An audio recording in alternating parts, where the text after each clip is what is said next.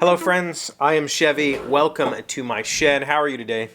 How's life in your world? How's things where you are? I hope everything is fantastic. Everything here is pretty darn good. I made another thing today. I made it during my lunch. That's how easy this thing was. And it's a little serving tray that is intended to sit on the back of my toilet. I need a place to put a spare roll and maybe like some tissues or a plant or something to kind of make the bathroom look a little bit more attractive. And I've been pondering out how to make these for a while. This is one of those craft items that I've been told sell really, really well in just about any size. This one is obviously a little too narrow to be useful as like a serving tray, but it's not made for that. It's made to sit on the back of my toilet and just kind of mimic. But the thing is, all the ones that I have seen, both the side walls and these end walls are angled.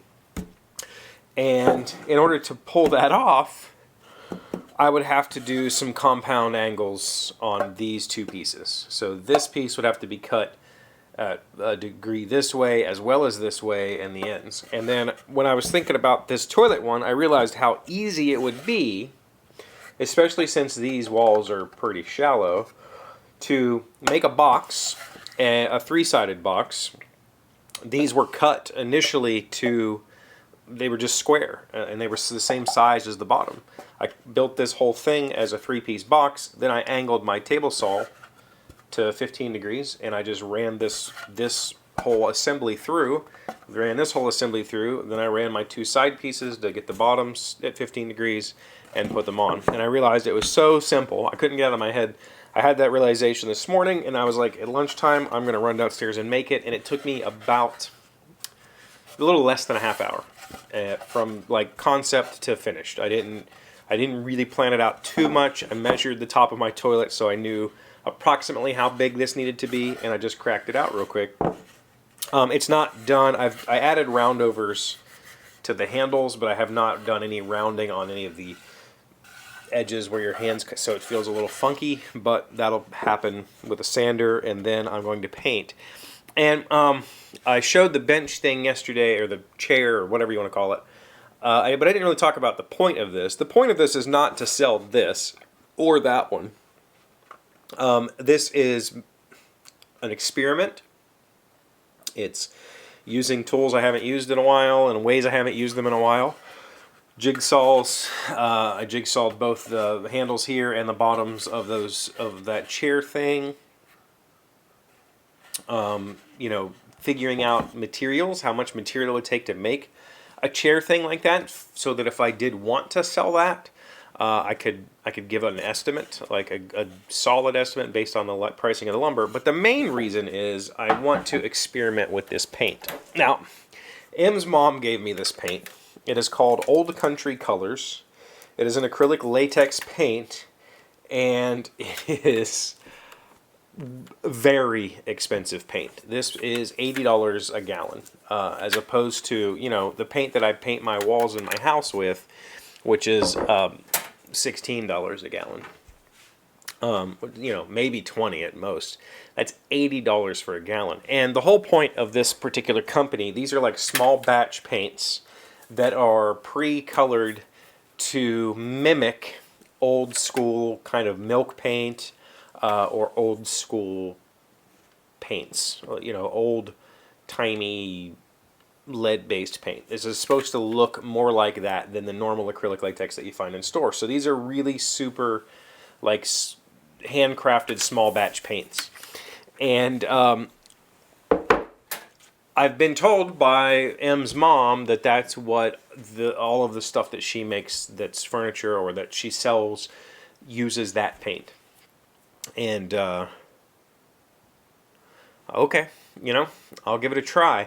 And so before I go and make a piece of furniture that I actually attempt to sell, and I paint it, and then you know, the whole point is you paint this thing black, you cover the whole thing in black, and then you take your sander or a sanding block and you scuff the edges and you rub some spots bare and you make it look like it's been around for 100 years.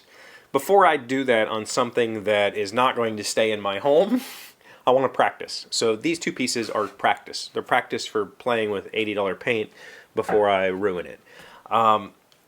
I also need, one of the things that I would need to make is this vertical kind of, I think she called it a Curio. It's like a 5-foot shelf. The ones that I have seen, a lot of them use this paint on the exterior and on the back, but the shelf insides themselves, like the shelf part and the cubby, is stained. And I need to figure out, do I paint it first and stain it later? Do I stain it first and paint it later? So while I'm working on these two, I have some scraps here to play with, some various stains that I have, as well as the paint, and see which process works best. So I'm really just making these to play with, just to see how things work before I actually attempt on something that costs significant money to create. This was made out of a single 6-foot, I think it was 6-foot, 1x10. Maybe it was an 8-foot. And I have just a short piece left over. So, and that's mostly because I screwed up and had to recut these. This is waste that was going to be sides. I really messed up the first set of sides that I made, and I decided to recreate them the correct way. So I had quite a bit of waste. This is all waste from that that cut, plus the probably, I don't know, 30-inch piece I had left over. So, you know, currently a 1x10 at my local True Value is right around $10. So $10 in wood plus some time. I could sell it for,